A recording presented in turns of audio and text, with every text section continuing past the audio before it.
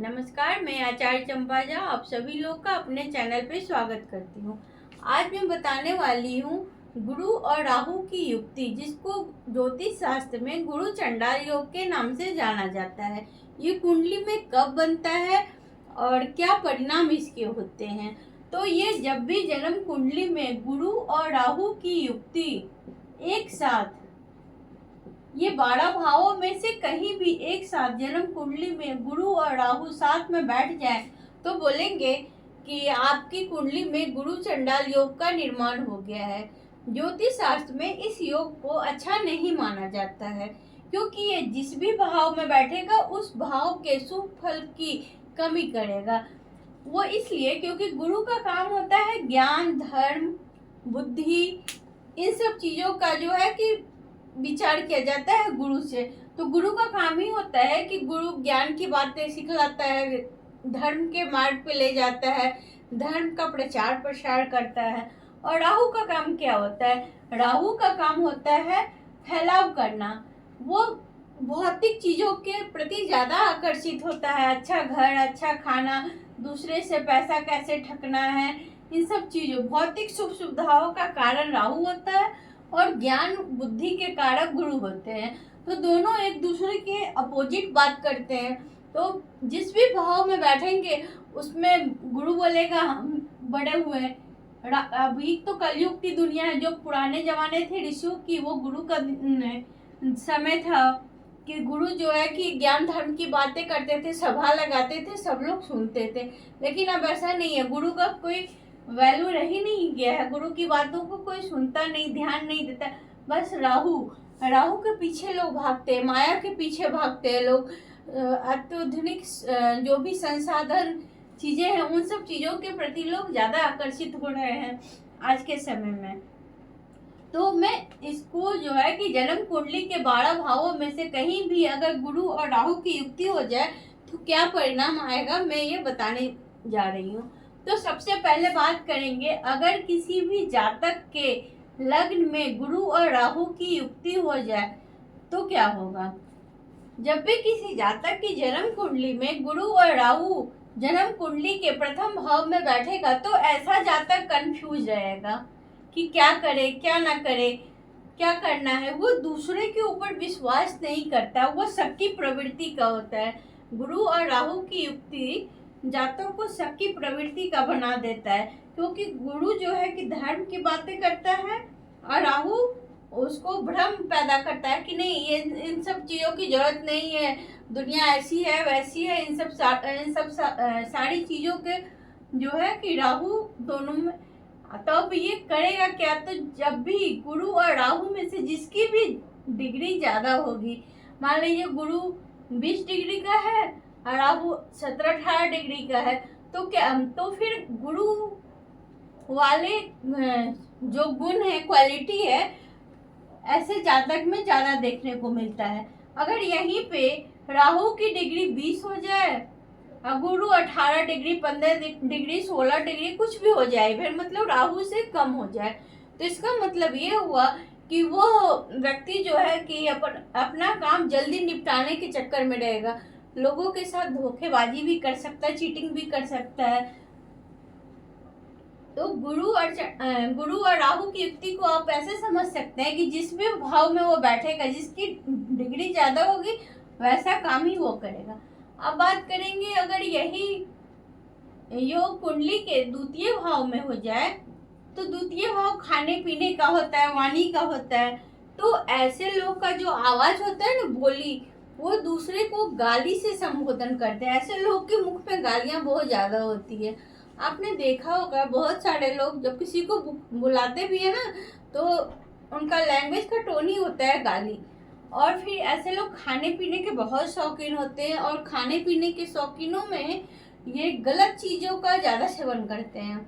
Nonveg हो गया, दारू, सिगरेट, शराब, इन सब चीज़ों का जो है कि वो ज़्यादा सेवन करता है, तो द्वितीय भाव इससे डिस्टर्ब होता है, जिसकी वजह से उनको अच्छे परिणाम नहीं मिलते हैं देखने को।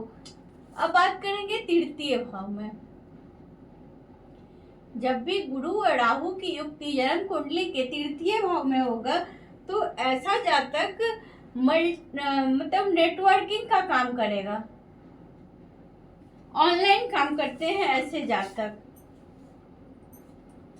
और इनका जो है ना कि अपने भाई बहन हो गया, पड़ोसी हो गया, इन सब लोगों से ना इनका मन मुटाव रहता है, इनकी बनती नहीं है अपने पड़ोसियों से, अपने भाई बहन से, इन सब चीज़ों से नहीं बनता है। और ये लोग ऐसे लोग ऑनलाइन काम करते हैं, ज़्यादा देखा गया है कि ऑनलाइन काम करते हैं, प्रचार प्रसार का काम ज़्यादा करते हैं। अब बात करेंगे कि चतुर्थ भाव में यही गुरु और राहु की युक्ति हो जाए तो क्या फल देगा। गुरु और राहु की युक्ति अगर जन्म कुंडली के चतुर्थ भाव में बनता है तो चतुर्थ भाव जिन सब चीजों के कारक होते हैं उन सब कारक तत्वों में शुभता कम हो जाती है। तो चतुर्थ भाव इनका माता से नहीं बनता, इनके घर में कलेश का वातावरण रहता है। ऐसा नहीं है कि पैसे का कमी रहता है या कुछ भी, ऐसी कोई दिक्कत नहीं होती, इनके पास सारी सुख सुविधाएं होती हैं, घर होता है, सब होता है, लेकिन जो इनके घर का माहौल होता है ना वो किचकिच वाला होता है। इनके अपने बच्चों के साथ, इनके अपने माता जी के साथ, किसी के साथ भी, मतलब ये जो है ना खुद शांति से रहते हैं ना दूसरों को शांति से रहने देते हैं। अब बात करेंगे हम लोग गुरु और राहु की युक्ति यदि जन्म कुंडली के पंचम भाव में हो जाए तो क्या होगा। जब भी गुरु और राहु की युक्ति कुंडली के पंचम भाव में होगा तो ऐसे जातक का शिक्षा बाधित होता है। अगर शुभ ग्रहों की दृष्टि हो, युक्ति संबंध हो या यही गुरु यहाँ उच्च का हो जाए तो बाधित, मतलब कुछ भी समय के लिए 6 महीने के लिए ब्रेक हो जाए पढ़ाई का, या छूट जाए या पीछे हो जाए किसी भी सब्जेक्ट में, गेस मार्क आ जाए, लेकिन 100% होगा इनका पढ़ाई डिस्टर्ब होगा। भले वो उच्च शिक्षा हो लेकिन पढ़ाई डिस्टर्ब होता है। और पंचम भाव संतान का होता है, तो ऐसे लोगों को संतान में भी समस्या होती है, संतान होने में भी समस्या होती है, क्योंकि गुरु और राहु की युक्ति पंचम भाव में अच्छा नहीं माना जाता। इनके प्रेम संबंधों में भी अच्छा नहीं देखा गया, रिजल्ट अच्छा नहीं होता है। अब हम लोग बात करते हैं गुरु और राहु की युक्ति यदि जन्म कुंडली के छठे भाव में हो जाए तो क्या फल देगा। गुरु और राहु की युक्ति छठे भाव में मिला जुला करके कुछ हद तक शुभ परिणाम देंगे चतुर्थ और पंचम भाव की अपेक्षा। गुरु और राहु यहाँ पे शत्रुहंता योग बनाएंगे। यदि ऐसे जातक के ऊपर कोई केस मुकदमा चल रहा हो तो उसमें विजयी होंगे। इनको जो भी, अगर ये कोई एग्जामिनेशन का, जॉब का प्रिपरेशन कर रहे हैं तो उस सब चीज़ों में इनको सफलता मिलेगी। उनका जो भी कॉम्पिटिटिव एग्जाम होगा उसमें वो पास हो जाएंगे। परेशानी इनको स्वास्थ्य संबंधी समस्या होगी, इनका लीवर, स्टोन प्रॉब्लम, किडनी, इन सब सारी चीज़ों का समस्या इनके पास होगा। कैरियर के लिए यहाँ पे ये बेस्ट होगा, बट जो है कि स्वास्थ्य की दृष्टि से ये योग यहाँ अच्छा नहीं माना जाएगा। अब हम लोग बात करेंगे गुरु और राहु की युक्ति यदि जन्म कुंडली के सप्तम भाव में हो जाए तो कैसा फल देगा। जब भी जन्म कुंडली के सप्तम भाव में गुरु और राहु की युक्ति होती है तो ऐसे लोग का जीवन साथी के साथ जो है कि कम बनता है, कुछ ना कुछ। ऐसा नहीं कि उनका रिलेशन अच्छा नहीं होता है, लेकिन वो शक की प्रवृत्ति के होते हैं, भ्रमित होते हैं, कंफ्यूज होते हैं। उनका पार्टनर अगर किसी से अच्छे से बात भी कर ले तो उनको गलत नज़र से वो देखते हैं, जिसकी वजह से इनका रिलेशन खुद का खराब होने लगता है।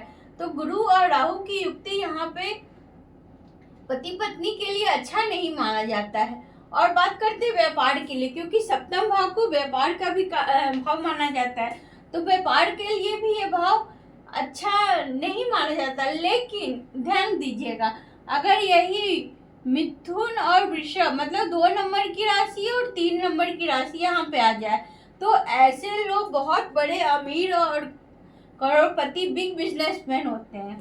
गुरु और राहु का संबंध यदि जन्म कुंडली के सप्तम भाव में वृषभ और मिथुन राशि में हो जाए तो ऐसे लोग बहुत बड़े बिजनेसमैन होते हैं। इस चीज को ध्यान दीजिएगा अगर कोई कुंडली मिले देखने को तो, ठीक है। अब बात करते हैं यहाँ पे जो है कि बिजनेस के पर्पज से ये युक्ति ठीक है, परंतु घर परिवार पति पत्नी के आपसी रिश्ते के लिए यह योग लोग अच्छा नहीं माना जाता है। अब हम लोग बात करेंगे अष्टम और भाव में यदि गुरु और राहु की युक्ति मतलब गुरु चंडाल योग बनता है तो क्या होता है। जब भी जन्म कुंडली के अष्टम भाव में, अष्टम भाव को गुप्त भाव बोला जाता है, तो ऐसे लोग ज्योतिष हो सकते हैं, बिग रिसर्चर हो सकते हैं, इनके पास गुप्त चीजों का ज्ञान होता है, रहस्यमयी होते हैं ऐसे लोग। इनका काम भी होता है ना वो गुप्त वाला होता है, LIC इंश्योरेंस इन सब चीज के ये काम कर सकते हैं। यहाँ पे गुरु और राहु की युक्ति जो है कि मन मतलब उनका जो मन होता है ना वो घर का सुख इन सब चीजों में शुभ फल में कमी करता है।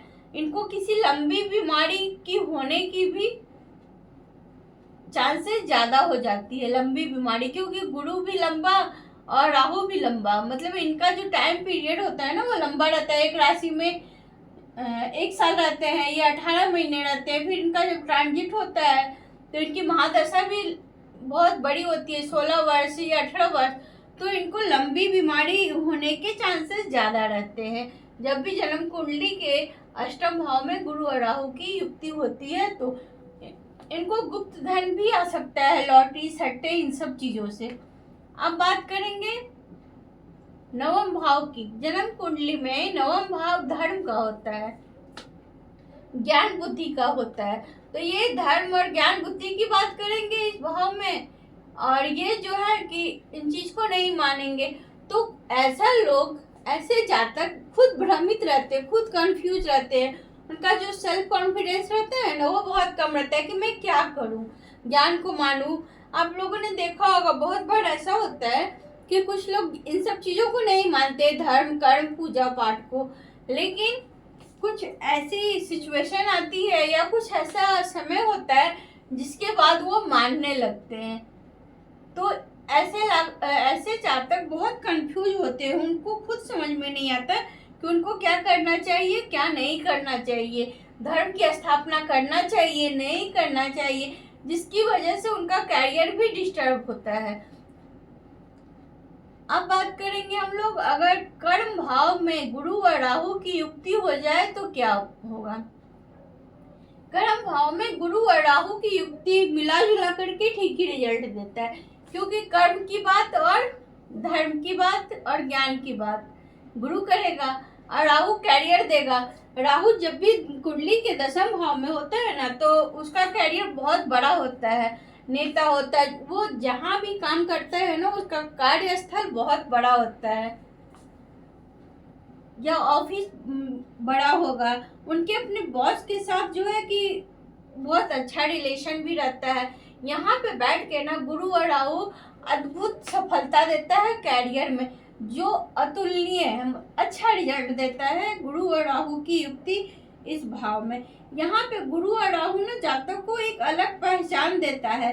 गुरु के कारण उनका कार्य जो है कि समय समय पे बदलता रहता है, क्योंकि राहु भ्रम पैदा करता है ना, वो कंफ्यूज रहते हैं, इस काम को कर लेते हैं, अरे छोड़ो फिर इस काम को, ये काम अच्छा लग रहा है नेक्स्ट ट्राई करते हैं।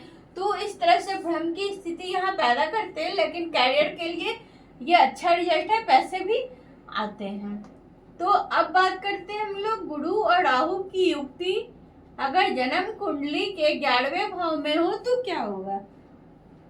जब भी जन्म कुंडली के 11वें घर में गुरु और राहु की युक्ति होती है तो ऐसे लोगों का उच्च शिक्षा होता है, समाज में एक अलग पहचान होती है।